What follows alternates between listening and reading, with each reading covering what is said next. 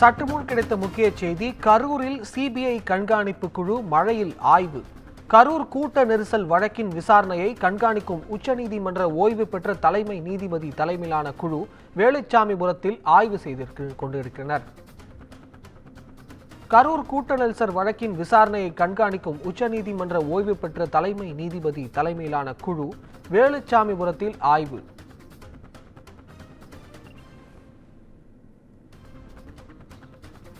இது குறித்த கூடுதல் தகவல்களுக்காக நம்முடன் செய்தியாளர் கிருஷ்ணமூர்த்தி இணைந்திருக்கிறார்.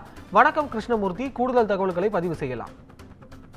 நிச்சயமாக கரூரில் செப்டம்பர் மாதம் 27ஆம் தேதியன்று தமிழக வெற்றி கழக தலைவர் விஜய் பங்கேற்ற பிரச்சார கூட்டத்தில் கூட்ட நெரிசலில் சிக்கி 41 பேர் உயிரிழந்த நிலையில் இச்சம்பவம் தொடர்பாக சிபிஐ விசாரணை கண்காணிக்கும் உச்சநீதிமன்றம் ஓய்வு பெற்ற தலைமை நீதிபதி அஜய் ரஸ்தோகி தலைமையிலான குழுவினர் நேற்று கரூர் வருகை தந்தனர். காலை 10:30 மணி முதல் பொதுமக்கள், அரசியல் கட்சியினர் உள்ளிட்ட பல்வேறு தரப்பினரிடம் கண்காணிப்பு குழுவினர் நேரில் சந்தித்து மனுக்களை பெற்றுக்கொண்டனர். மேலும் அவர்களிடம் தீவிர விசாரணை மேற்கொண்டு வந்தனர்.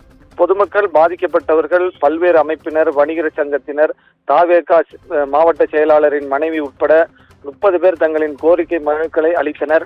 மனுக்கள் பெறும் நேரம் முடிந்ததால் நேற்று மனு அளிக்க வந்த சுமார் 7 பேர் திருப்பி அனுப்பப்பட்டனர்.